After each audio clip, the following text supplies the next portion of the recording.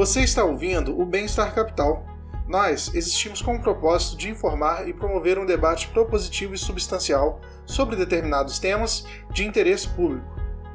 Nós somos financiados principalmente por nossos ouvintes, então acesse nosso Padrim para contribuir com uma mídia independente.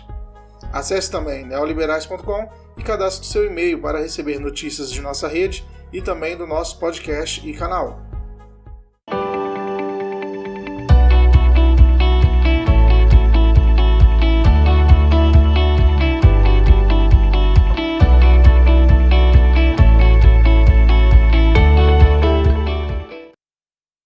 Bom dia, boa tarde, boa noite para vocês que nos assistem.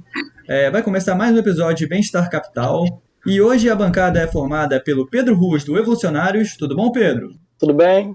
Pelo Gabriel Nunes, também do Evolucionários. Prazer estar aqui de novo. Pelo Gabriel Nemer, representando aqui a página Economia Mainstream. Tudo bom? E pelo Ângelo, do Centrismos. Fala aí, Ângelo. Oi, gente.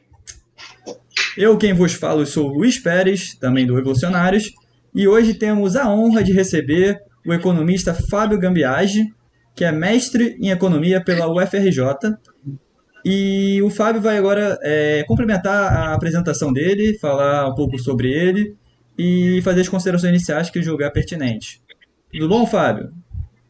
Tudo bem? Uma satisfação aí ser entrevistado por vocês, tá? Pelo meu amigo Gabriel, e por essa turma jovem e valorosa. Vamos lá. Você, na conversa antes da gravação, estava me perguntando se eu era doutor, e aí esse é um primeiro esclarecimento, até associado um pouco um pequeno histórico da minha vida. Eu sou filho de argentinos e criado na Argentina, que acho que o sotaque denuncia, né? Meus pais eram argentinos, vieram passar 2 anos aqui em 61-62, eu nasci no meio, com 10 meses de idade, naturalmente não tinha muita autonomia de voo, quando eles voltaram para a Argentina, então eu voltei com eles, e eu me criei na Argentina, minha família é argentina, a língua materna é o castelhano de Buenos Aires, e continuei lá com um breve intervalo de 1 ano, quando eu era criança, em 5, 6 anos passado na Itália. Meus pais eram cientistas.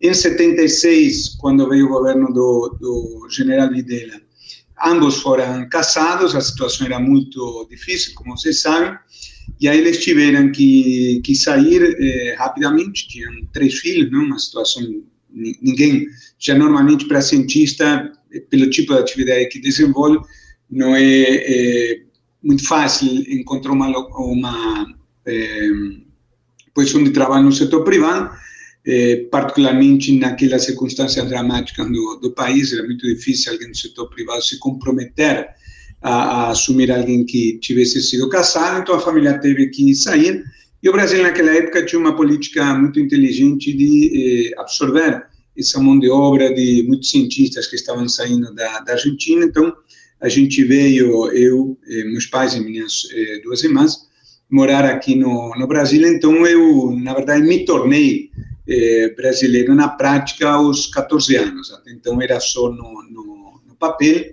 Eu concluí o ensino médio já aqui no Rio, e depois fiz o vestibular como todo mundo. Inicialmente fiz 1 ano de sociologia. Nessa mudança de país, eu acabei ganhando 1 ano. Se já normalmente é difícil escolher a carreira aos 17 anos, que dirá então 1 ano antes, na ingenuidade juvenil, eu escolhi então sociologia. Digo ingenuidade no sentido de que eu achava que sabia o que era sociologia, e com 1 semana percebi que não era exatamente isso que eu tinha em mente. Depois acabei fazendo novamente vestibular para economia, onde me achei. Fiz 4 anos de graduação, depois 2 de mestrado, e aí no meio eu entrei no BNDES em 1984, agosto de 1984, e na verdade, como tanto meu pai como minha mãe eram ambos doutores, um em física, outro em química, eu pertencia a uma família de intelectuais, de cientistas que mais ou menos desde criança, assim como tem filho de médico, neto de médico, que mais ou menos desde criança o carinha se prepara para ser médico,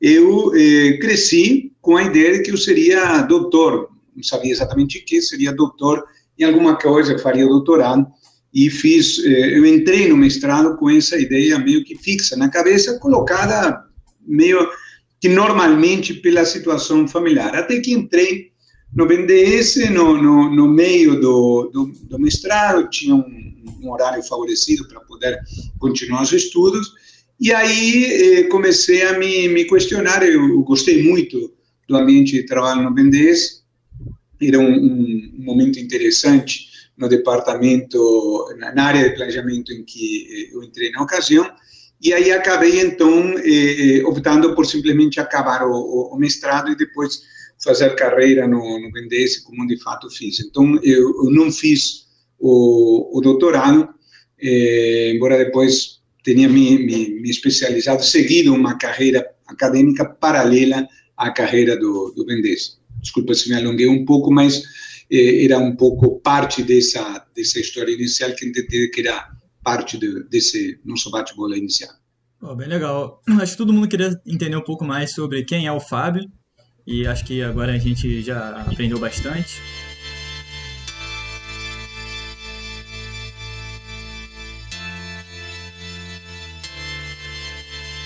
Ô, Fábio, tudo bom? Prazer estar falando com você, viu? Tudo bem? Uma satisfação. Eu queria te perguntar, você está nesse debate aí de previdência já há bastante tempo, né, há muitos anos, e você foi um dos caras que mais contribuiu aí no debate de previdência para o Brasil com livros, com palestras, com artigos, com apresentações e tal. O que eu queria te perguntar é como que foi a evolução desse debate no final dos anos 80, nos anos 90, nos anos 2000, nos anos 2010 e nos últimos 5 anos. Porque certamente quando você começou, quem defendia a reforma da Previdência no Brasil não eram muitas pessoas, né? Eram pouquíssimas pessoas. Esse tema foi ficando cada vez mais em pauta.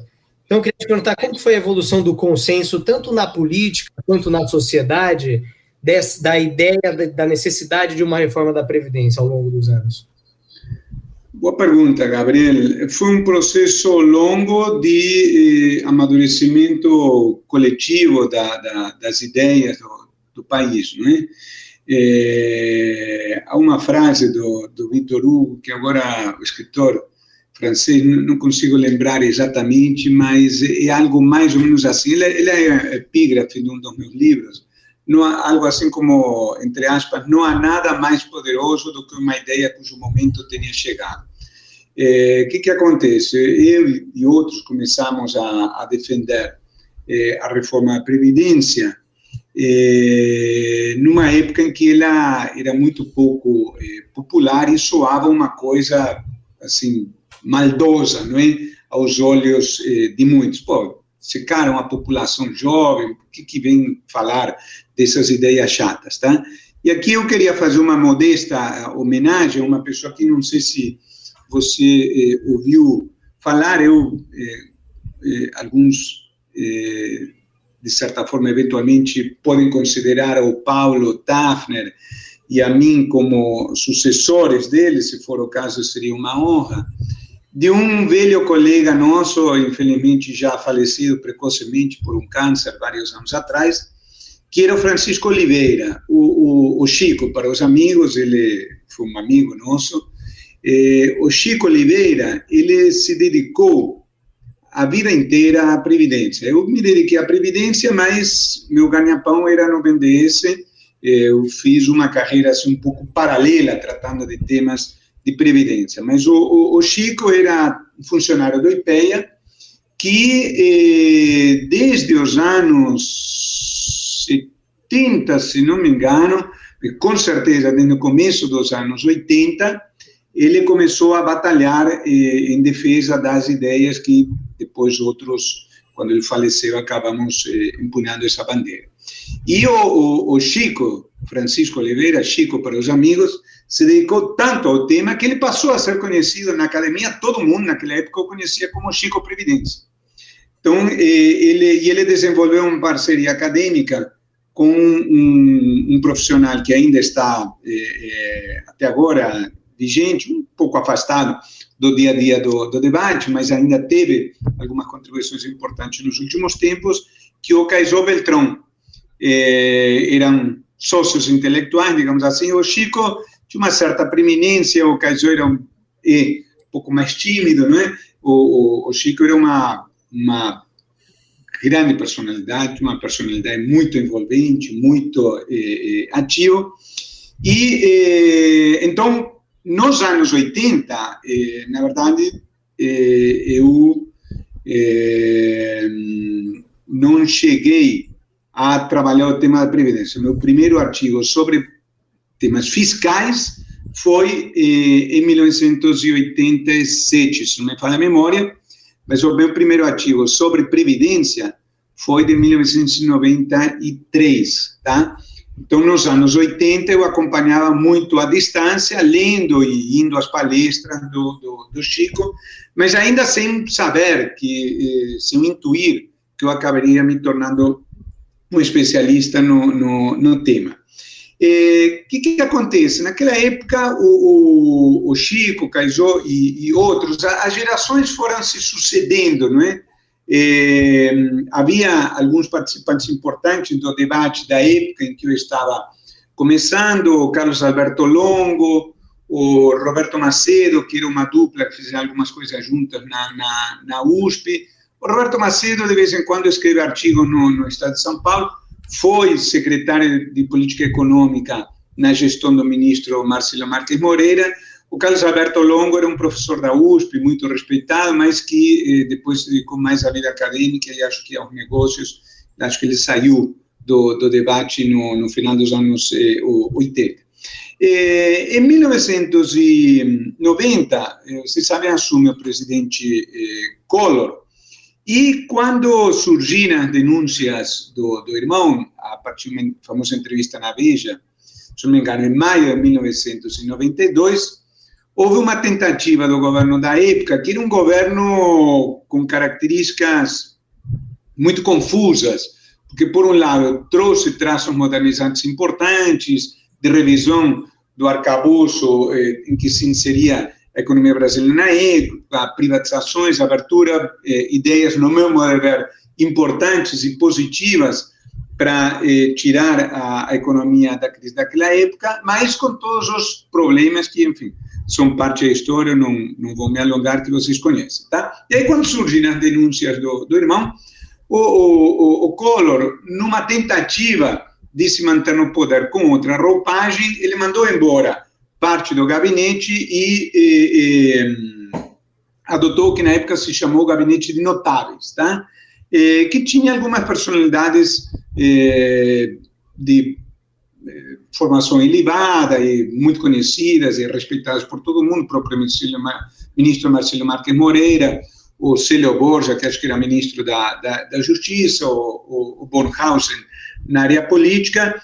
E aí, nesse contexto, ele defendeu o que se chamava emendão, que era uma espécie de super PEC, uma proposta de emenda constitucional para mudar muitos aspectos da Constituição numa única emenda. E aí começou a se tratar o tema da Previdência. Claro que aí, naquele contexto de crise política, isso foi por água abaixo, nada foi aprovado, mas isso começou a ganhar um vulto maior. Estou falando de 1992, tá?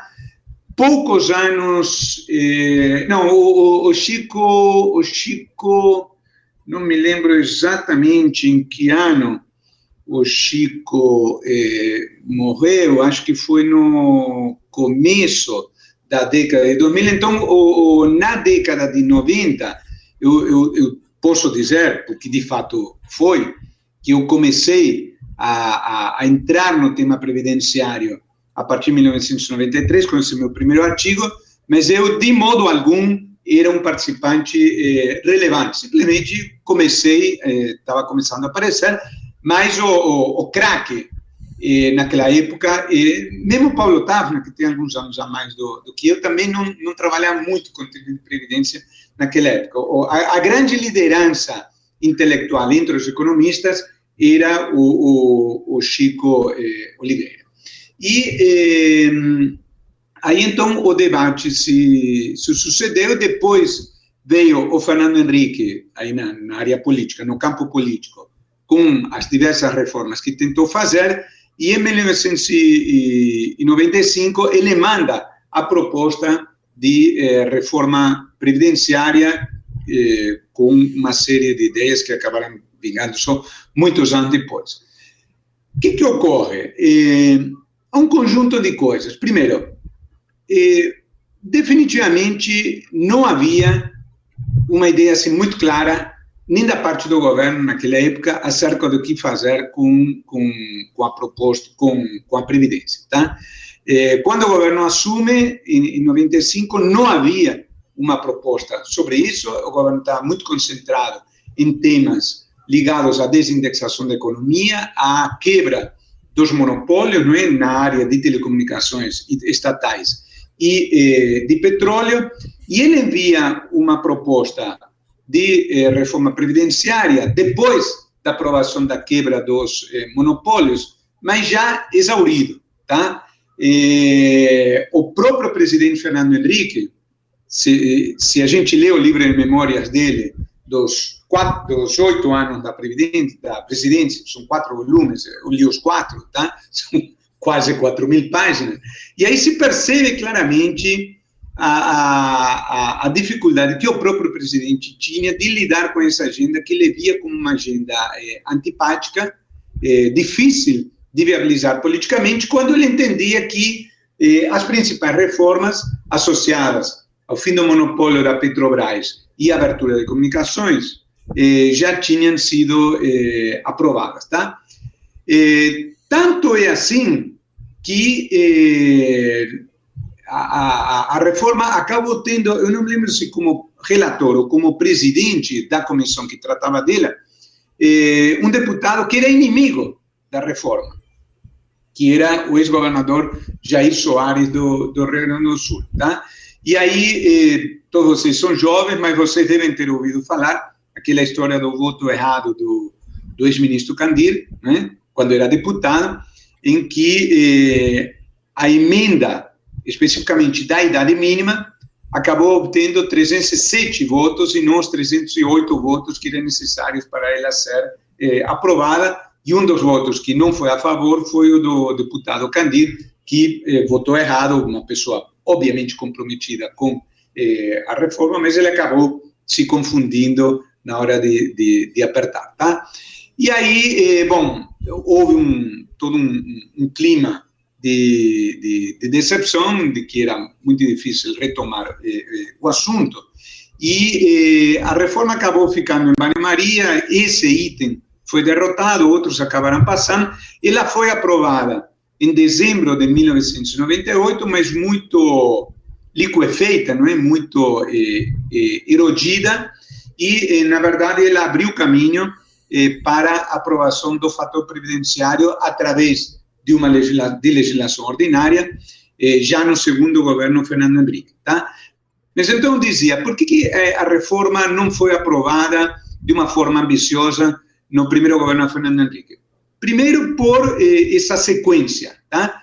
O governo começou com reformas vistas naquele momento, por parte do governo, como mais importantes para marcar uma guinada do país, e aí, quando chegou o momento de tratar a reforma previdenciária, o governo já estava politicamente exausto para encarar uma nova reforma vista como muito difícil. Em segundo lugar, a própria equipe da época não tinha as ideias tão claras como foram decantando com o passar do tempo. E, em terceiro lugar, elemento importante, não havia a riqueza de dados que passou a existir depois com, enfim, todo o mecanismo de difusão e divulgação de dados através da internet, com os censos, com as revisões populacionais que o IBGE passou a fazer cada 4 ou 5 anos, etc. Tá? Então, eu diria que assim, tudo conspirava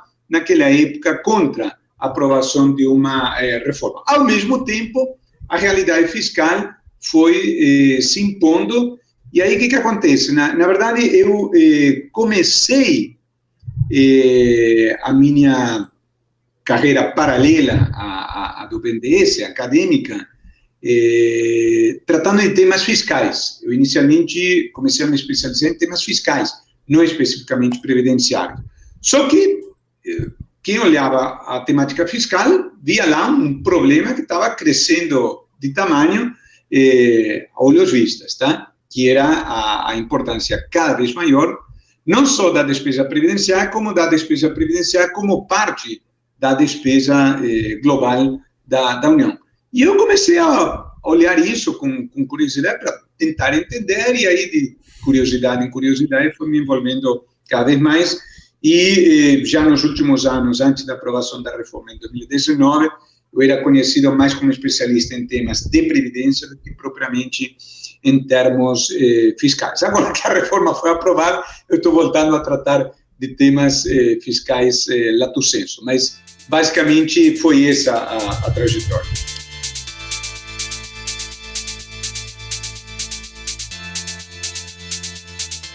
E eu vi um estudo seu que comparava a capitalização lá com o sistema VGBL e PGBL, se eu não me engano. E a minha pergunta seria, assim, o que seria pior, né? Primeiro, a qualidade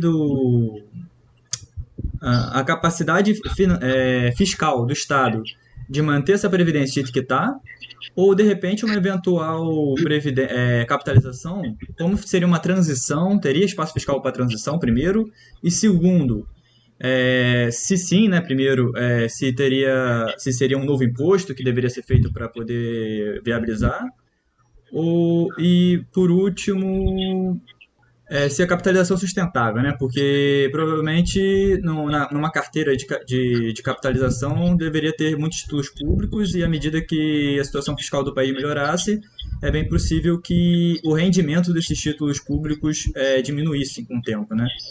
Então, basicamente essa é a minha pergunta. Ótima pergunta. Se eu falar mais de 20 minutos, você me corta, tá? Porque esse tema me empolga muito. E é uma pergunta que sempre surge nos debates e é muito importante esclarecer. Deixa eu te falar o seguinte, da mesma forma que eu me incomodo muito, o Gabriel me conhece bem, com uma excessiva ideologização do debate pelo lado da esquerda, com palavreado às vezes meio revolucionário, completamente descolado da realidade, a ideologia às vezes atrapalha também pelo lado liberal, tá? Eu me filio, de um modo geral, às ideias liberais, pró-mercado, etc., mas se eu tivesse que me definir com uma palavra, eu me definiria com a palavra pragmático. Eu olho para a realidade e vejo o que dá para fazer, tá? E, na verdade, a defesa da capitalização em substituição ao tipo de previdência que a gente tem muito de ideológico. O que eu quero dizer? Se o mundo começasse agora, a capitalização seria factível, com uma qualificação filosófica importante, que tem a ver com a ideia de justiça. A ideia de justiça não é inequívoca, tá? Porque eu posso perguntar para duas pessoas quanto é 2 mais 2, e as duas pessoas têm que me dizer 4. Se uma não me diz 4, ela está errada. Mas justiça não é matemática, tá? Então, há dois conceitos de justiça envolvidos quando se discute qual é a previdência ideal. De acordo com o conceito de justiça associado a noções de justiça social, a ideia de você tirar de algumas pessoas para dar para outras pessoas é legítima, e aí, nesse sentido, essa nossa previdência poderia ser perfeitamente defensável. Quando a gente adota um conceito de justiça um pouco mais ligado, digamos assim, a uma concepção mais individualista da economia e com um maior embasamento matemático, é claro que dizer o seguinte, olha, o que cada um vai ter vai ser função do que cada um contribuiu, faz todo sentido. Tá? Então, de acordo com este segundo conceito de justiça, de base matemática, não haveria nada mais justo do que dizer o seguinte, olha, o mundo começa agora, então começo a contribuir para uma conta individual e o que eu vou tirar depois de aposentadoria vai ser resultado dessa conta individual. Inteiramente defensável se o mundo começa agora, tá? Só que há algumas questões que é importante deixar claro. Em geral, no debate, essa ideia é vendida por alguns dos meus amigos e colegas liberais com a ideia de que isto renderia para a grande maioria das pessoas uma aposentadoria maior do que a do INSS. Isto é uma mentira. Isto é completamente falso. Isto eu jamais, nunca falei. Tá? Por quê? Porque uma pessoa que contribui durante 15 anos com base no salário mínimo e se aposenta com base no salário mínimo, se for mulher, agora com a nova regra, aos 62 anos. Então, ela contribui com uma fração da ordem de 30% do salário e vai se aposentar depois com 100% desse salário mínimo. Não há rigorosamente plano nenhum de capitalização que tenha essa rentabilidade. Você poder contribuir 15 anos com 30% do teu salário e depois levar para casa durante 20 anos 100% do teu salário. Nada, absolutamente nada vai te render isso. Então, uma coisa é o seguinte, se defende a capitalização para enfrentar a crise fiscal. Isto tem um certo embasamento, embora tenha um vício de raciocínio que eu já vou explicar, tá? Mas se a gente olhar para o que aconteceria com as aposentadorias 30 ou 40 anos depois, então o Estado gastaria menos. Agora, não dá para dizer, ao mesmo tempo, o Estado vai ganhar menos e o aposentado vai ganhar mais. O que eu dizia para os meus amigos que defendiam isso. Olha só, você diz para as pessoas que aí as pessoas vão poder colocar na bolsa e aí vão ganhar mais. O que você acha que vai acontecer na primeira crise das bolsas? Você acha que isso vai subsistir? Isso aqui não é os Estados Unidos. Os Estados Unidos, desde criança, o carinha tem 4, 5 anos e escuta o pai e a mãe que tem investimentos em ação, diz, caiu a bolsa, vamos ter que apertar o cinto. Aqui não. Aqui nós temos outra cultura, para o bem ou para o mal, tá? Completamente diferente. Então, eu tenho certeza absoluta de que na primeira crise das bolsas, num modelo desse tipo, tá? Nós teríamos alguma proposta surgida no parlamento para compensar os aposentados. Tá? Bom, mas, além disso, há uma questão fiscal que é a seguinte, volto ao ponto. Se o mundo começasse hoje, então o que acontece? Eu passo a contribuir não para o INSS, sim para uma conta individual, esta conta é separada e o que a pessoa vai receber de aposentadoria vai estar vinculada a essa conta. Só que o mundo não começou hoje.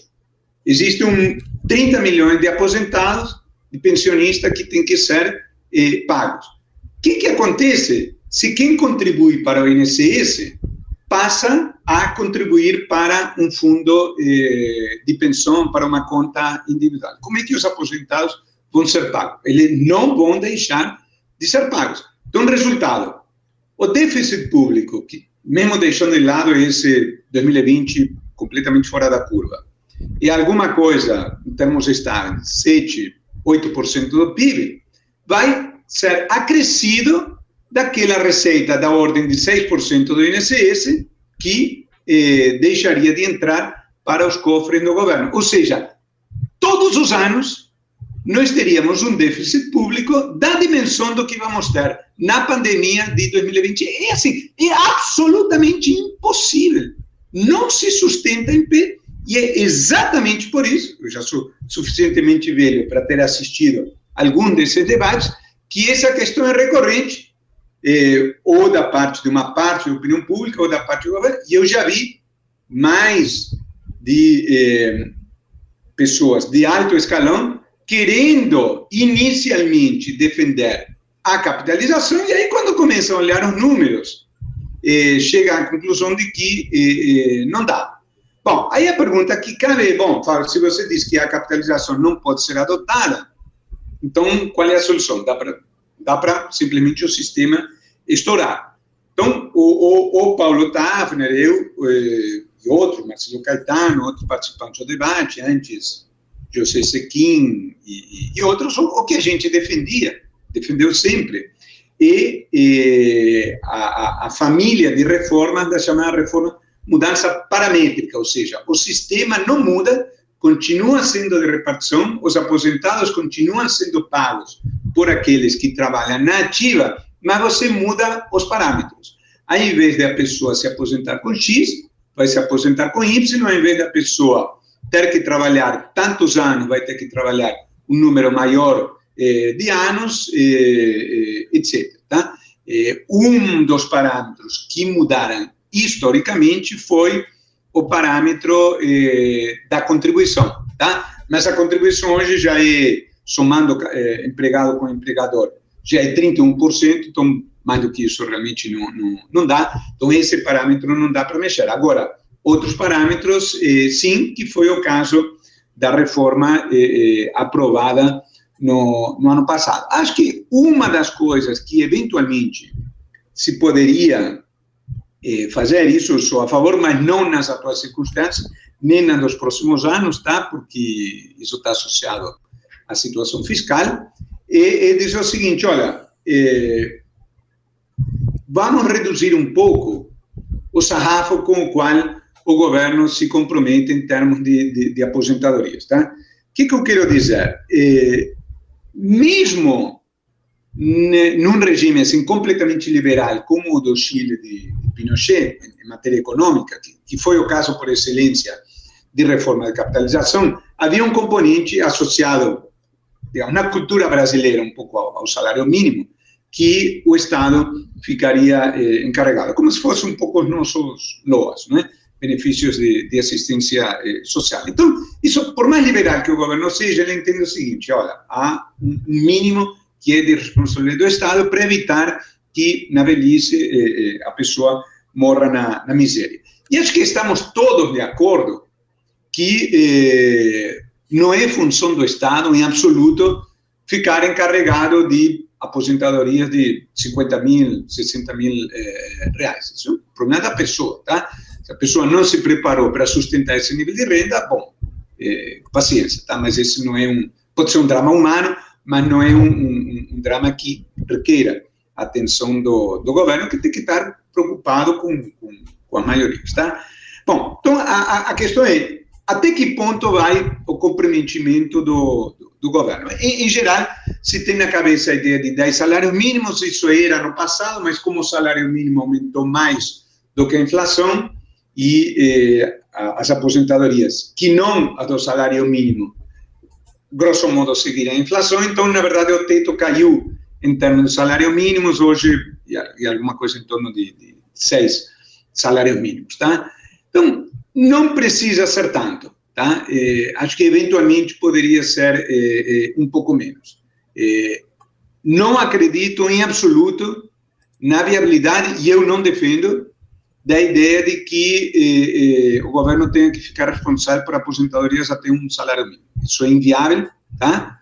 Se não precisa, acho que é algo compatível com a sociedade brasileira, pode ser alguma coisa entre 3 e 4 salários mínimos. O problema, tá, é o seguinte, então, embora se possa dizer, bom, vamos reduzir esse nível, e ao invés do governo ficar responsável por aposentadorias de 6 mil reais, ele vai ficar responsável por aposentadoria de até 4 mil reais, A grande maioria das pessoas que se aposentam pelo INSS não ganha R$6.000, ganha menos de R$4.000. Então, quando você faz as contas e leva em consideração o chamado efeito cascata, ou seja, quem tem uma aposentadoria de R$6.000, se o sistema de capitalização fosse adotado só até R$4.000, desculpe, só a partir de R$4.000, na verdade, aquela parcela até R$4.000 continuaria sendo de responsabilidade do INSS, então esse cara continuaria a ter uma parte da aposentadoria paga pelo INSS. Quando você retira essa partezinha de cima, o que você ganha em termos de fluxo de caixa do INSS é alguma coisa assim muito pequena, 1, 2, 3% de todo o que o INSS ganha, tá? Então, é por isso que esta mudança envolve uma relação custo-benefício, cuja conveniência política é duvidosa, tá? E aí, na hora H, quando isso entra em pauta, os governos acabam empurrando a questão com a barriga e na prática, o teto é mantido, tá? Enfim, não sei se ficou claro, mas entendi que era importante, tá? Porque volta e meia, no debate sobre o assunto, que é um debate muito ideológico, de parte a parte, tá? Às vezes eu, para quem acompanha assim mais de perto, eu levo um pouco de cacetadas pelo lado mais liberais. O Fábio não defende a capitalização. Eu venho há 25 anos levando cacetado pelo lado da esquerda, por ser considerado neoliberal, contra os velhinhos, aquelas coisas todas, tá? E na verdade, por essa ideologização, muitas vezes me atribuem uma defesa da capitalização que a rigor não faço, tá? Então, é importante esse esclarecimento.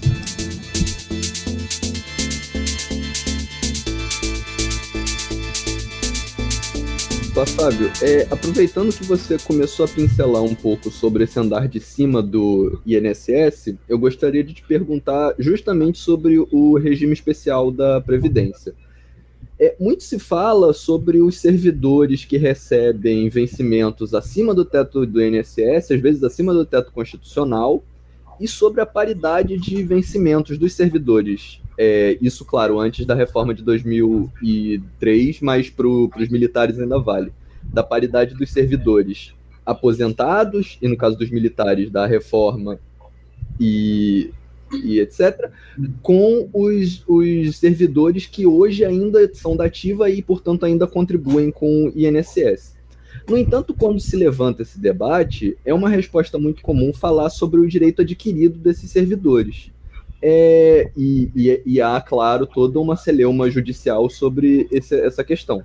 Eu queria te perguntar justamente como que você enxerga esse debate. Eu vejo esse debate, de certa forma, superado com a reforma de 2019, tá? Que, veja bem, uma coisa é discutir questões associadas ao passado, outra coisa é discutir questões associadas a quem entrou nos últimos anos. E aí tem uma distinção especificamente em relação àqueles que já estavam no serviço público em 2003, tá? E que, portanto, tinham ingressado antes, e aí envolve que estava na ativa, então ainda não estavam aposentados. Então, de 2003 para aqui, já se passaram, inclusive se você considerar que este governo não vai voltar a tratar do assunto, acho que o próximo governo também não, independentemente de quem seja eleito, tá? Mas, enfim, mesmo que estaríamos em 2023, então, 20 anos depois da reforma, muitas dessas pessoas já terão se aposentado. Então, estamos falando de um grupo pequeno, um contingente bem expressivo de servidores, tá?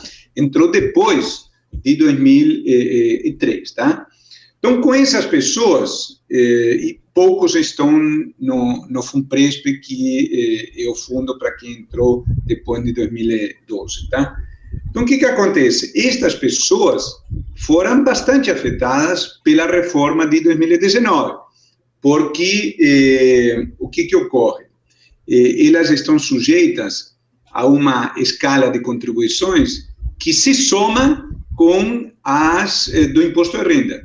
E nos escalões superiores, na marginal, não é? Ou seja, a partir de determinado nível, ele pode ir até uma alíquota de 22%, mais alíquota de 27,5% do imposto de renda, que é a alíquota superior, tá? Então, são pessoas que, em relação ao que uma pessoa com o mesmo salário bruto ganha no setor privado, tem uma remuneração líquida muito menor. Claro que você pode dizer, tudo bem, mas uma contrapartida disso vai ser a aposentadoria futura, tá? Mas pela qual elas efetivamente estão pagando.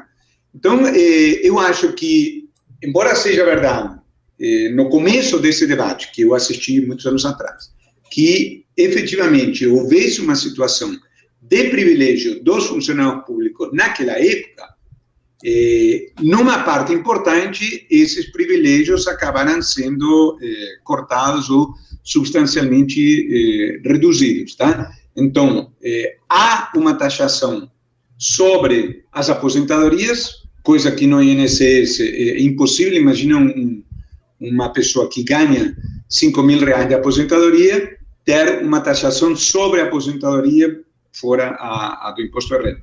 Para quem ganha no setor público, a aposentadoria tem, e ela foi substancialmente aumentada agora, além da mudança de regras, tá? Então, posso estar enganado, enfim, acho que não vamos ter um debate previdenciário tão cedo, mas acho que quando voltar, não creio que esse tema volte com a força que teve no debate dos últimos anos. Oi, Fábio. O primeiro contato que eu tive com o Fábio foi no livro Economia Brasileira Contemporânea, que ele escreve a parte do governo Dilma, ajuda a organizar o livro.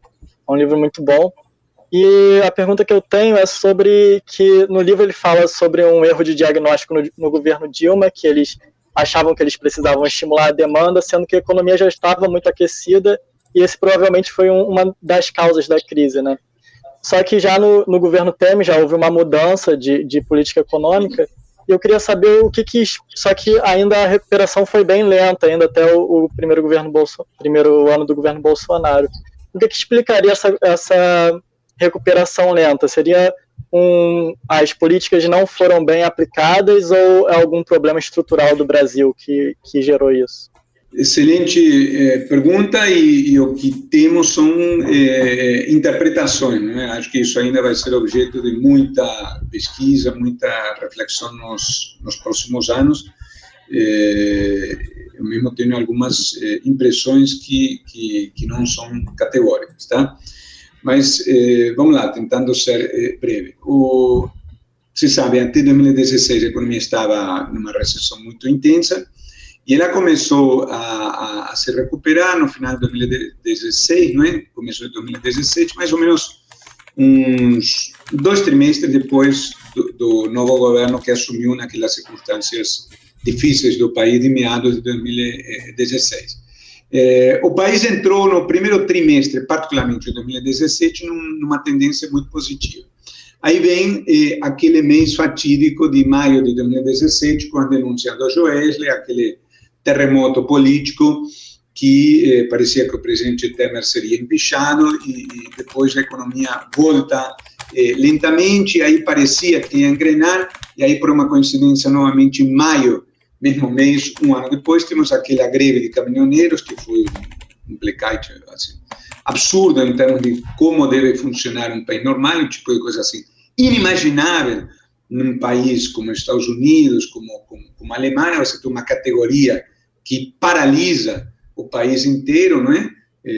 Sem entrar no mérito da discussão, da reivindicação, digamos, não é a forma de um país normal funcionar. Isso gerou não só uma paralisação naquela semana, com algumas consequências na semana posterior, e sim um verdadeiro choque no ambiente de negócios pela percepção da vulnerabilidade que o país tinha. Aí depois começa novamente um lento processo de recuperação, e vem toda aquela incerteza eleitoral de 2018, novamente com muitas dúvidas acerca do que aconteceria com o país, e quando surge o governo Bolsonaro, tem toda a discussão, bom, na linha, preciso primeiro aprovar a reforma da Previdência, e depois, finalmente, o país deslancha, e aí houve uma espécie de paralisia até o encaminhamento da reforma,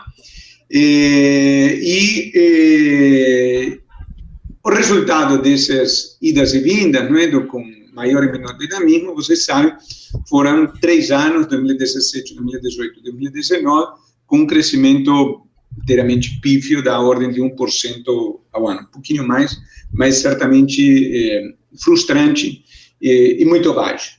Bom, à luz disso, as interpretações são variadas. Se você perguntar para alguém do PT, vai te dizer que a culpa é da regra do teto, do arrocho, etc, etc. Tá? A minha interpretação é que nós temos um problema muito, muito, muito sério, que não é um problema do governo A ou B, é um problema do país, de confiança, ou, na verdade, de falta de confiança em tudo, né? Nos rumos do país, nas instituições, às vezes até na própria duração dos governos, etc.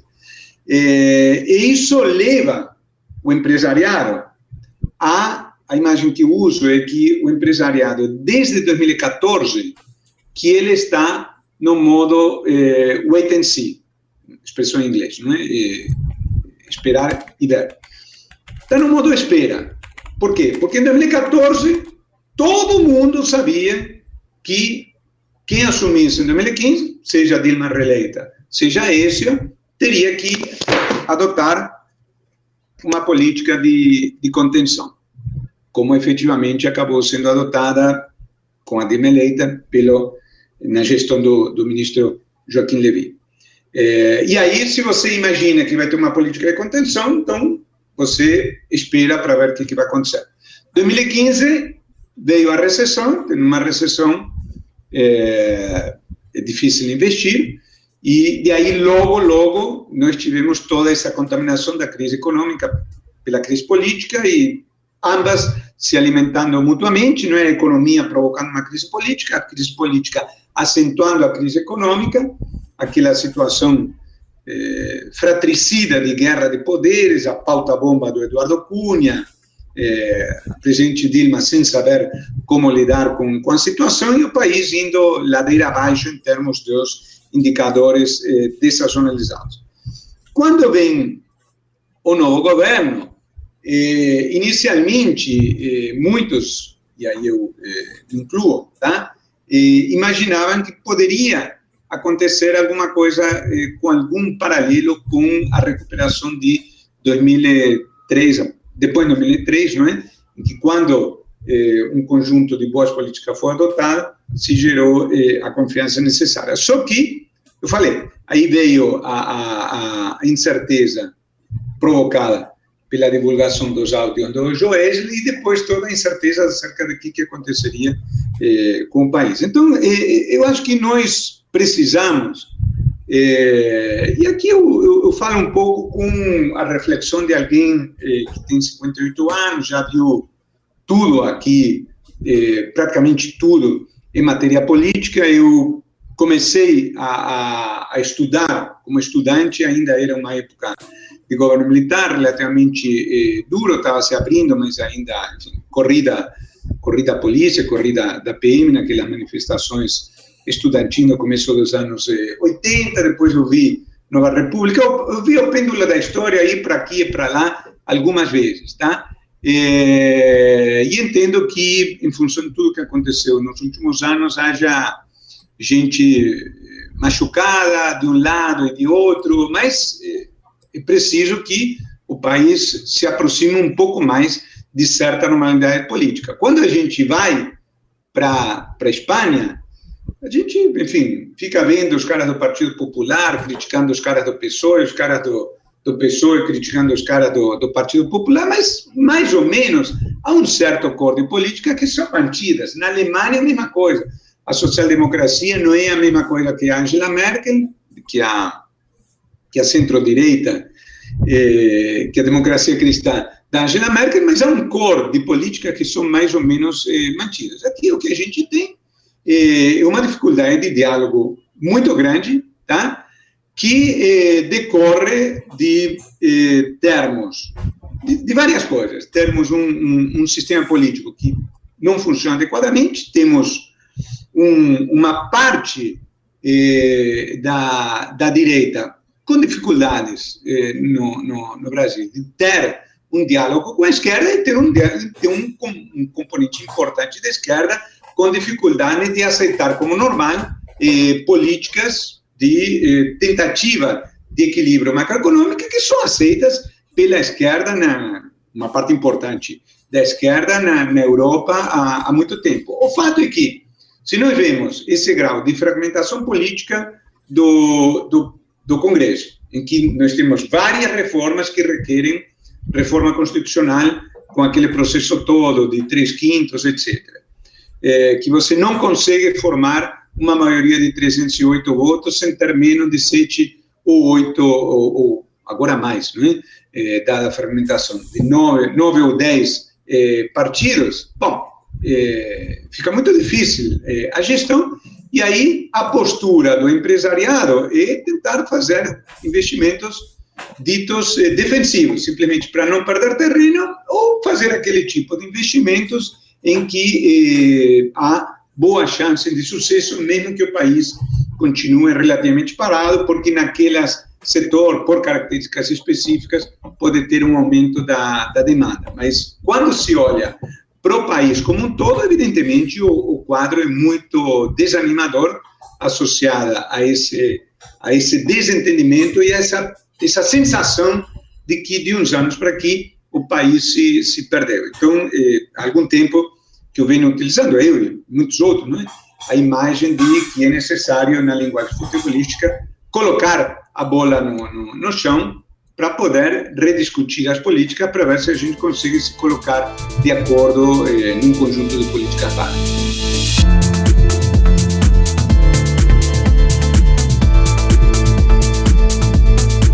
Vamos lá. Fábio, Começar as pegadinhas, então? Vamos começar as pegadinhas? As cascas de banana, né? Ô, Fábio, o verdadeiro ou falso, eu vou te dar 3 frases, uma de cada vez. Você diz se você acha que a frase é verdadeira ou é falsa e dá a sua justificativa, viu? Então, a primeira frase é: idades mínimas de aposentadoria para homens e mulheres precisam ser igualadas. Verdadeiro ou falso, Fábio? Só pode ser verdadeiro ou falso. Eu gostaria que fosse verdadeiro, mas não sou fanático disso, tá? Ou seja, eu gostaria de refrasear dizendo o seguinte: deveriam ser, mas se não for, paciência. Tá, tudo bem. Então o Fábio foi no falso aí. Excluindo categorias com empregos ditos de risco, né? Categorias que envolvem empregos que mexem com substâncias tóxicas e tal, não deveria haver regimes especiais de aposentadoria. E aí o caso mais famoso talvez seja dos professores. Verdadeiro ou falso? Verdadeiríssimo. Opinião forte, hein? E a última é: foi um erro não reformar as aposentadorias rurais em 2019. Verdadeiro ou falso? Verdadeiro, ainda que eu compreenda, pelo jogo político. Certo, tudo bem. Ô, Fábio, e aí, já aproveitando que a gente já voltou para a Previdência, eu queria te perguntar o seguinte, viu? A gente sabe que tem a maioria dos estados no Brasil estão com problemas nas suas contas públicas, né? Alguns estados têm problema com funcionalismo ativo, outros estados têm mais problema com Previdência, mas todos, em algum grau, têm muita dificuldade com folha de pagamento, né? Eu queria te perguntar: quais são os estados hoje em maior dificuldade, e aí seria mais uma curiosidade para quem está assistindo, e quais são os caminhos para o futuro dos estados? O que pode ser feito para que os estados da nossa federação tenham uma maior saúde fiscal nos próximos 10, 15 anos? Ótima pergunta. Bom, claramente os estados em situação mais complicada são aqueles estados que têm a maior relação dívida-receita, que são 3 especificamente. Rio Grande do Sul, que aí se combinam uma série de gestões ruins, com uma longevidade particularmente elevada, não é? do gaúchos, que tem uma expectativa de vida maior do que a do resto da população. O Estado de Minas Gerais, que já vinha numa situação ruim e teve uma gestão fiscal absolutamente desastrosa nos últimos anos, não é? Teve a gestão do ex-governador Pimentel, e infelizmente o governador atual não conseguiu resolver a contento isso, e infelizmente o terceiro estado é o nosso querido Rio de Janeiro, com problemas de longuíssima data, não é? Enfim, aí praticamente isso é tema para toda uma sessão de uma longa hora, não é? Para falar do Rio, mas resumidamente não soubemos aproveitar a fase de bonança na década passada e gastamos mais, aumentamos muito salários e com isso aposentadorias, etc. O que deve ser feito é uma agenda extensa, ela passa necessariamente por adotar, no caso daqueles que ainda não fizeram, parâmetros parecidos com os da reforma federal a nível estadual, e definitivamente aí se torna particularmente mais importante uma reforma administrativa, tá? Que tem um componente moral, de certa forma, para o governo federal, no sentido de que se o governo federal quer apertar as contas e exigir sacrifício da população como um todo, é natural que a população diga, bom, então você dê exemplo, corte na própria carne, etc. Tá? Mas no governo federal, a gente não tem um problema tão grave como temos a nível estadual, em que, municipal, em alguns municípios, em que algumas categorias têm remunerações elevadíssimas em relação ao padrão vigente, e aí nós temos relações entre inativos e ativos, tá, que são completamente absurdas. No caso do governo federal, na média, tá, ela está grosso modo um para um, tá, em números redondos, já é um número muito elevado, né? Ou seja, para cada ativo nós temos um inativo, tá? Essa relação já foi diferente no passado, mas há algumas categorias, agora eu não vou me lembrar exatamente o número, mas, por exemplo, coronéis retirados das polícias militares de alguns estados, comparativamente aos que estão na ativa, que são chocantes e gritantes, tá? Isso drena uma quantidade de recursos enormes comparativamente para pagamento dessas aposentadorias que costumam ser aposentadorias elevadas, tá? Então, a agenda da reforma administrativa, ela é particularmente importante, não para combater direitos adquiridos, eu não brigo contra direitos adquiridos, tá? Mas sim no sentido de evitar que eles continuem se perpetuando depois e essas situações se repetindo no futuro.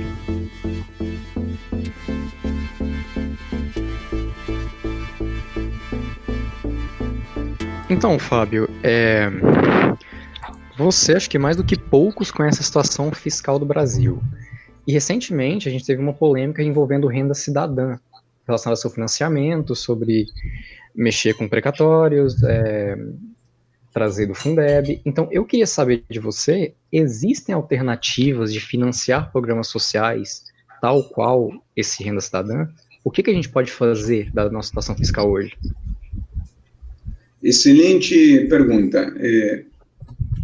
Vamos entender o seguinte, muitas vezes, no debate, e aí é curioso como, de certa forma, ambos extremos do debate ideológico se tocam num certo sentido, na percepção de que o governo age em função unicamente dos interesses dos poderosos. Só que os poderosos, depende de qual for dos polos que estiver falando, são os outros, né? Então, quando você escuta liberal extremo vai te dizer, não, porque o governo trabalha em função da casta dos funcionários públicos superiores, etc., está se lixando para a grande maioria da população. E quando você olha para as manifestações de grupos de esquerda mais radicais, vão dizer que o problema é que o governo trabalha para os ricos, as empresas multinacionais, etc., etc. E ambos incorrem no que eu acho que é um tremendo equívoco de passar para a população a ideia de que a instituição governo, não estou falando do governo Lula, do governo Bolsonaro, do governo Fernando Henrique, do governo Temer, estou falando da instituição governo, que ela trabalha em função de uma minoria e que não tem gastos dirigidos aos setores populares. Isto é uma falsidade completa. Tá? Isto podia ser verdade no Brasil de 40, 50 anos atrás, não é mais verdade hoje. Vamos lá, alguns exemplos. Quando a gente olha filmes do Brasil da década de 60, que nós vamos ver em vários deles? O fenômeno da miséria rural. Fome mesmo, como a gente vê hoje em alguns países da África. O que aconteceu? Hoje, praticamente, não tem filmes com esse tipo de pegada, tá? Entre outras coisas, devido às aposentadorias rurais, tá? Você pode questionar se elas poderiam ser a uma idade um pouco superior, mas o fato é que uma pessoa da área rural de 70 anos, 50 anos atrás, morria na miséria absoluta, tinha que se virar para, enfim, ser amparada por algum filho. Hoje, um idoso de 70 anos, naquelas condições sociais difíceis, mas tipicamente do Nordeste, recebe 13 vezes por ano aquela remuneração próxima de R$1.100, está longe de ser considerado alguém que está no fim da linha da escala social. Então, primeiro ponto. Segundo, quem está no mercado de trabalho, no mercado formal, e ganha salários inferiores, recebe o abono salarial, que é uma espécie de 14º salário, que se soma além dos 13 salários que ganha quem tem carteira assinada. E quem tem problemas para contribuir para a aposentadoria, ou mesmo eventualmente não contribuindo, tem algum problema que o leva a ficar inválido, com alguma dificuldade para trabalhar, recebe o benefício assistencial do LOAS, que até 1993 não existia. Tá? E tem o seguro-desemprego também estabelecido desde a Constituição de 1988. Então, aquelas pessoas que antes eram inerentemente excluídas, hoje foram incorporadas ao sistema. Tá? No sentido de que tem lá uma renda, alguns podem defender que deveria ser maior, legítimo, etc., mas está longe de ter a situação, estão longe de ter a situação que grupos análogos enfrentavam 30, 40, 50 anos atrás. Bom, a questão é a seguinte: nós temos uma crise fiscal enorme, mesmo superada a pandemia, vamos sair no ano que vem, a partir do ano que vem, com um déficit de 7, 8% do PIB, um déficit insustentável, tem que cair para alguma coisa próxima de 3 ou 4% do PIB, e temos um ajuste a fazer. Tá? E, nas palavras do ministro Paulo Guedes, o Brasil na crise descobriu os informais. Na verdade, caiu a ficha um pouco para as autoridades, mas todos sabíamos que havia um problema de informalidade, pessoas que estavam no mercado de trabalho, com renda baixa, etc. É legítimo considerar que, entre as diversas políticas sociais, há um tijolo que falta colocar para ajudar esses batalhadores. Tá? O problema é o seguinte: não tem dinheiro para tudo. Então, eu concordo que pode haver uma justificativa para apoiar essas pessoas que antes não era apoiar e passaram a ser apoiar na pandemia, mas me preocupa muito que isso seja feito sem os devidos estudos, tá? Então, veja bem o seguinte, o Bolsa Família, ele é um programa universalmente reconhecido como um programa positivo, um programa que alcança quem tem que alcançar, ou também aparece alguma matéria na imprensa, com alguém rico que ganha Bolsa Família, são 13 milhões de pessoas, então que tem alguns malandros indevidamente no meio, tem que ser combatido, tá? Assim como a droga tem que ser combatida, assim como o contrabando tem que ser combatido, tá? Mas, enfim, isso não é o essencial. O essencial é que o Bolsa Família é um programa muito bom, a um custo relativamente modesto comparativamente ao seu alcance social e melhorou muito a situação das pessoas, a distribuição de renda, etc. Agora, se chegou a ele em função de um longo processo evolutivo que começou quando são do Bolsa Escola, ainda com esse nome, ainda a nível municipal, depois gerou uma nova etapa quando o Bolsa Escola se transformou num programa federal com Fernando Henrique e depois alcançou uma nova dimensão quando o Lula, de uma forma politicamente muito esperta, ele aglutinou os diversos programas sociais do Fernando Henrique numa sacada, porque isso é um nome de marketing que eu tenho que tirar o chapéu, embora seja um crítico do ex-presidente, Bolsa Família, que além de ser um excelente programa, é um excelente nome, alguém diria, né, em termos mais sofisticados, um ótimo prêmio. Né? Bom, e ao longo desses 10, 15 anos, né, um pouco mais, o processo foi evoluindo, houve amadurecimento, aprimoramento dos cadastros, etc. Então, agora não dá da noite para o dia dizer, bom, agora vou passar a pagar R$600 a 60 milhões de pessoas e vida que segue. Ok, na pandemia. Estamos todos de acordo que era uma situação absolutamente dramática, emergencial, que justificava o apoio. Agora, ano que vem, depois da vacina, em algum momento a vida volta a algo parecido à normalidade. Então, o valor não pode ser os mesmos R$600, já não vai ser, e não pode ser pago a esses 60 milhões de pessoas, porque o país não aguenta. Que valor e quanto está em discussão? Mas me preocupa que o tipo de amadurecimento que se chegou no Bolsa Família durante anos, agora tenha que ocorrer em 3 meses, porque em janeiro essas pessoas têm que ser pagas. O risco de que a gente faça uma aberração em matéria fiscal, com um gasto muito elevado, indo para, em parte, para as pessoas erradas, é grande. Se você me perguntar, bom, resumidamente, Fábio, você é a favor ou não? E como? Sou a favor, não necessariamente imediatamente, eu gostaria que isso fosse um programa devidamente calibrado, tá? Para ir nas pessoas certas, porque se você dá o dinheiro e depois tirar, é complicado, né? Já vai ser difícil passar de 60 milhões de R$600 para algum valor bem menor, para um número bem menor de pessoas, tá? Mas se você, além disso, criar um programa em bases permanentes e depois começar a dizer, não, esse cara a rigor não merece, o problema vai ser grande. Eu preferiria que houvesse mais tempo para amadurecimento. E definitivamente o problema em relação a isso que se criou é a posição do presidente.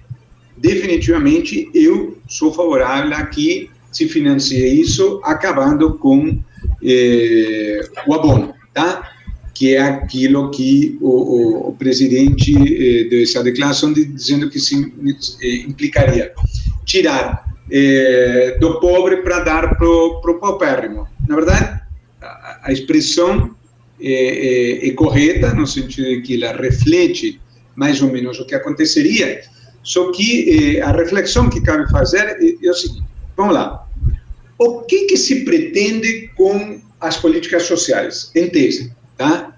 Isso tem todo um fundamento para isso. Atacar a miséria,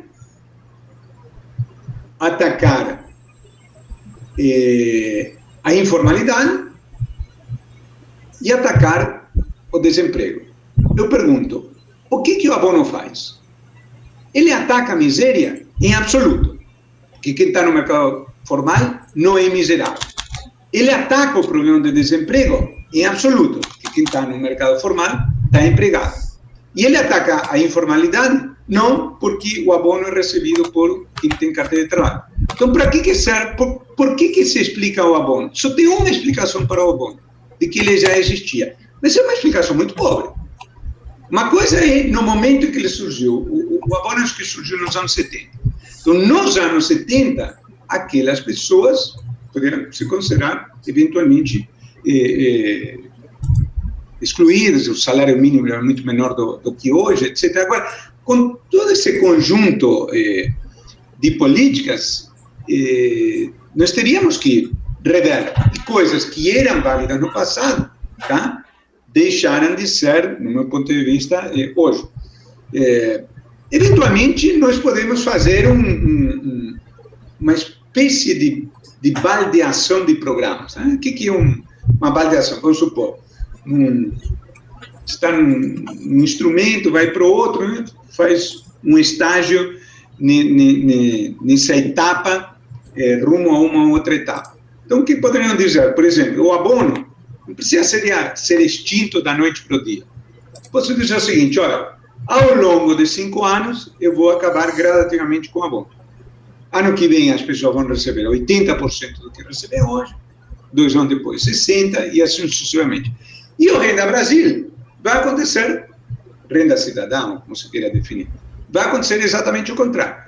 Continua o Bolsa Família exatamente como é que é hoje e se cria um outro programa que não é Bolsa Família, que obviamente aí há o interesse em se apropriar da marca Bolsa Família e transformar em uma outra coisa para retirar esse crédito político do governo Lula. Não é preciso ser um craque em ciência política para perceber isso. Eu não faria isso. Eu deixaria o Bolsa Família como está hoje, com os objetivos que tem hoje, e criaria outro programa, chama-se Renda Cívica, Renda Cidadã, Renda Brasil, como que se quiser, tá? E dizer o seguinte, olha, eu vou alocar uma parcela bem pequenininha do orçamento agora, e ao longo do tempo irá crescendo.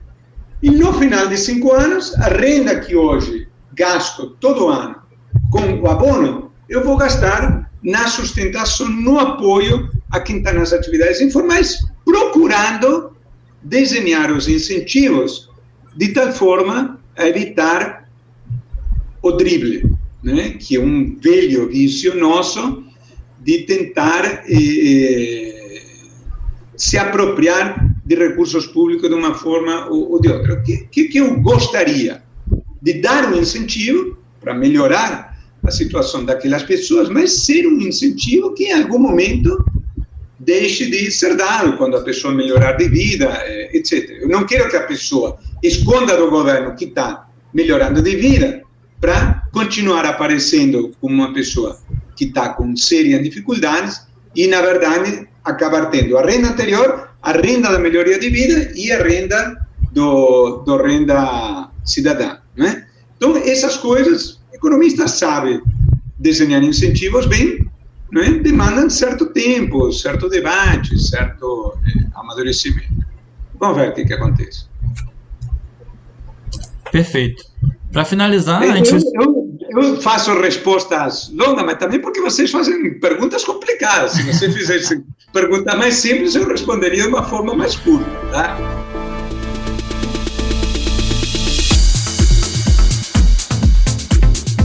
Ô, Fábio, então a gente vai para a nossa dinâmica final aí, que é o seguinte, a gente vai te dar 7 pontos que são objeto de debate na reforma da Previdência, certo? E pedir para você elencar do 1 ao 7, em ordem de importância, na sua opinião, quais são mais urgentes, sendo o primeiro mais urgente de todos, até o 7º, o menos importante, o menos necessário dessa lista aí. Então, dos 7 pontos são o seguinte: 1, igualar a idade mínima de aposentadoria entre homens e mulheres. 2, elevar a idade mínima de aposentadoria para trabalhadores rurais. 3, eliminar algumas categorias de aposentadorias especiais, aí, tirando as atividades de risco, né? 4, reformar a previdência dos servidores que entraram antes de 2003, que ainda tem paridade, integralidade, como o Gabriel Nunes comentou com você. 5, criar um mecanismo de reajuste automático da idade mínima de aposentadoria, de acordo com a evolução da expectativa de sobrevida. 6, desvincular o piso da Previdência do salário mínimo, que foi um tema que você também tocou. E 7, incluir servidores estaduais e municipais na reforma, né? Instituir as mesmas regras para estados e municípios. Aí, se você puder começar do 7º item, o menos importante... Qual é o 7º? Incluir os servidores estaduais e municipais na reforma da Previdência, colocar as mesmas regras, né? Olha só, aí eu vou te criticar, porque embora da nova geração você seja talvez o cara que mais, tá novíssimo, né, se dedicou está começando a se dedicar à Previdência, faltou o mais importante de todos, que seria o ponto 8 que eu colocaria em primeiro, mudar a idade de aposentadoria, tá? Porque... olha só, você vai entender rapidamente o que eu vou falar, mas nem todo mundo tem o conhecimento que você tem do tema, tá? Então é importante esclarecer. O que acontece? Até a reforma de 2019, a gente tinha aquela figura da aposentadoria por tempo de contribuição, que era 30 anos mulher e 35 de contribuição homem, e aposentadoria por idade, 60 mulher e 65 homem, tá? Só que o que vai acontecer... na prática? Na prática, nós vamos continuar a ter a figura da aposentadoria por tempo de contribuição, mas vinculada àquele sistema de pontos, né, em que, no caso dos homens, são 105 pontos, somando idade com tempo de contribuição. E a pessoa que não consegue alcançar 105 pontos, ou 100 no caso das mulheres, que vai ser a grande maioria, tá? Que a maioria não vai trabalhar 40 anos, vai continuar a se aposentar com a idade de 65 homem e 62 mulher. E essa idade, onde não dava para mexer agora, mas terá que ser mexida no futuro para quem se aposenta por idade, porque quem se aposentava antes por tempo de contribuição continuará se aposentando por tempo de contribuição pelo sistema de pontos, uma vez que completaram os 105 pontos, antes dos 65 anos, tá? Nós teremos que fazer uma mexida, elevando essa idade de 65 anos para os homens, para provavelmente 67 anos, claro que ao longo do tempo, e das mulheres de 62 para algum número posterior. Então, eu pensei que teria esse ponto, desculpe essa intromissão, tá? Mas eu acho que esse teria que ser o ponto mais importante, digamos, da minha agenda futura. Fora isso, desses pontos, deixa eu te dizer o seguinte, essas perguntas estão associadas a uma agenda futura, certo? Então, eu te diria, o menos importante vai ser o 7, incluir servidores estaduais e municipais na reforma, porque os estados estão numa situação tão crítica que nos próximos 2 ou 3 anos, todos eles, ou a grande maioria de todos eles, terão que fazer. Então, essa questão acabará sendo resolvida, tá? E eu estou olhando sempre para o aspecto prático. A desvinculação do piso previdenciário em relação ao salário mínimo, que o 6, tá? Embora seja algo que eu sempre defendi, na prática, ela também não se revelaria necessária se o governo futuro enviar uma proposta de aumentar automaticamente o salário mínimo de acordo com o INPC, tá? Que é algo muito mais simples, ainda que não seja fácil, tá? Mas comparativamente a uma PEC, porque basta uma lei ordinária, e aí se você tiver 400 deputados no plenário, com 201, você aprova isso sem necessidade de mexer na Constituição, tá?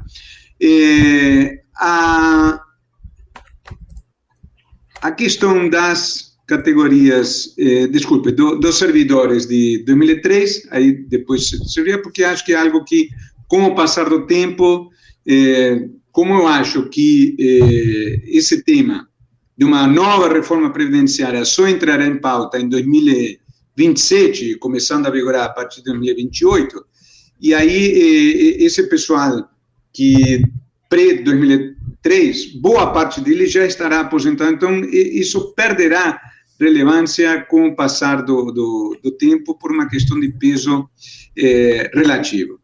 Então, nós ficamos com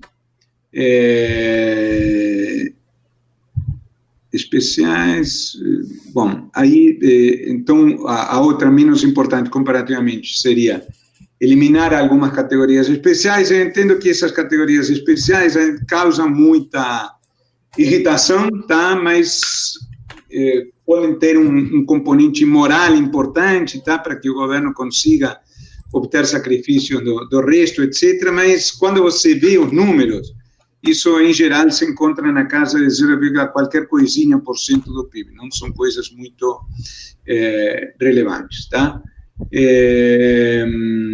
Entre esses 4, então, instituir mecanismo de reajuste automático, importante, mas não tão importante quanto os outros 3.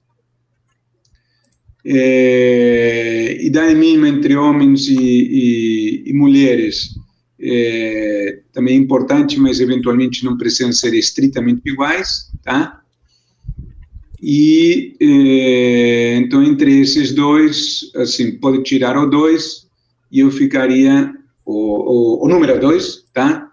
E eu ficaria, então, com mudar a idade de aposentadoria como a mais importante, e aí depois vocês têm que ordenar de acordo com esse ranking que eu fiz agora.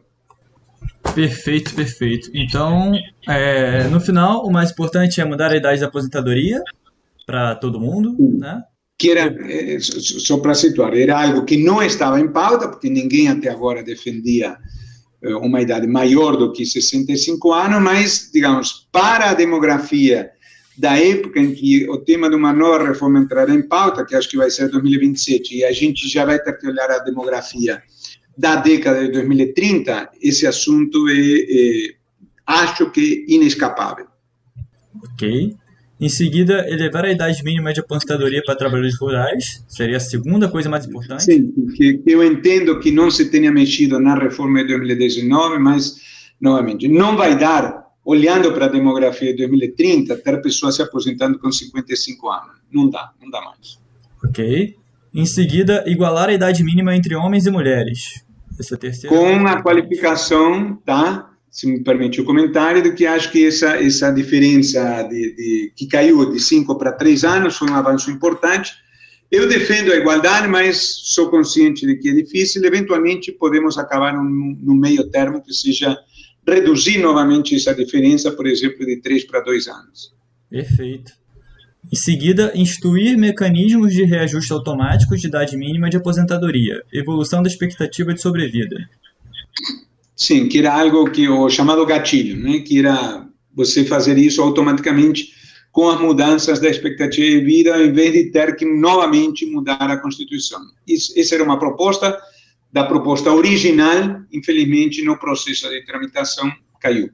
Esse realmente me parece muito importante para não precisar fazer várias votações, né? Exatamente. Justamente. O quinto ponto, segundo você, de importância é eliminar algumas categorias de aposentadoria especiais, tirando atividades de risco. Sim. Ok. Em seguida, reformar a previdência dos servidores que entraram antes de 2003. Segundo você, por causa de que isso já vai estar meio que vencido quando tiver uma... acho que, digamos, foi um ponto que não conseguiu ser aprovado na reforma de 2019, que acho que, por uma questão de justiça social, seria importante, mas que, por outro lado, olhando realisticamente para o panorama de 2027, se isso entrar em pauta, isso afetará poucas pessoas e, digamos, não vai ser isso que vai mudar o futuro do país. O sétimo de importância para você foi desvincular o piso de previdência e do salário mínimo. Sim, aí o ponto é que, digamos, aumentar o valor real do salário mínimo é dramático em termos fiscais. Isso pode ser evitado de duas formas. Uma seria desvincular, e aí você pode aumentar o salário mínimo sem aumentar a previdência, mas isso é muito difícil, exige emenda constitucional. A outra alternativa é dizer o seguinte: olha, o país aumentou o salário mínimo 160% nos últimos 20 anos, em termos reais, agora a prioridade é outra: aumentar o emprego, melhorar a qualificação das pessoas, melhorar a distribuição de renda, etc. Então, aumentar o salário mínimo não é tão prioritário como no passado. Vamos fazer com que o salário mínimo acompanhe a inflação, e para isso você precisa apenas de lei. Ótimo. E para você, o que é menos relevante numa nova reforma da Previdência seria incluir servidores estaduais e municipais na reforma? Com uma qualificação importante. Eu acho isso extremamente relevante hoje. Mas a última vez que eu olhei, já tinha 14 estados que tinham feito algum grau de adaptação da reforma federal aos estados, dos 27. Então, provavelmente, desses 14, alguns irão ainda aprimorar, introduzir algumas mudanças, e outros 13 provavelmente irão fazer, se não agora, até 2023.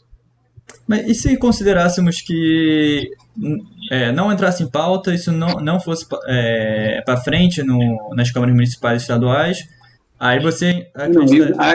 Se isso não for para frente, isso muda completamente. Aí os últimos serão os primeiros, isso passa para número 1. Tá ótimo, sem problema. Isso é prioritário. Hoje é prioritário, que acho que deixará de ser quando uma eventual reforma entrar em pauta. Espero que isso tenha sido resolvido pelos estados.